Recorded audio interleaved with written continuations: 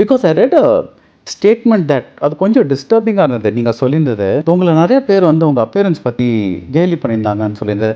When I C you எனக்கு அப்படி ஒன்றும் பெருசாக எனக்கு ஒன்றுமே தெரியல. லவ் டுடேவோட ப்ரொமோஷன் ஈவெண்ட்டில் வந்து நான் ஏறுறேன், எப்படி இருக்குங்க அப்படின்னு கேட்டாங்க. நல்லா இருக்கேன் அப்படின்னேன். கேவலமாக இருக்கேன்னு வந்து க்ரௌட்லேருந்து கற்றுனாங்க. Okay. And that videos there internet and all thing. கேவலமாக இருக்குன்னு சொல்லும் போது எனக்கு ரொம்ப இது இல்லை, ஏன்னா கொஞ்சம் பழக்கப்பட்ட ஒரு விஷயம் தான் இது. சின்ன வயசுலேருந்து கேட்டுட்டு தான் இருக்கேன்.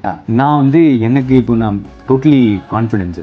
என்ன மேட்டர்னா, கொஞ்ச நாள் மேபி அப்பியரன்ஸ்க்கு பார்த்தவங்க உங்ககிட்ட பேசினா அதுக்கு மேலே வந்து till start seeing the person in you. Yeah, more than the அப்பியரன்ஸை தாண்டி போயிடும். அவங்கக்கிட்ட பேசுகிற வரைக்கும் நீங்கள் அப்பியரன்ஸ் பார்ப்பீங்க.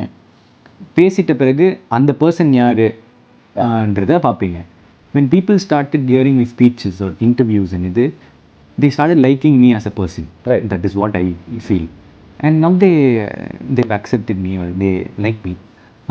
அதுதான் இப்போதைக்கு இருக்கிற ஸ்டேட்டு.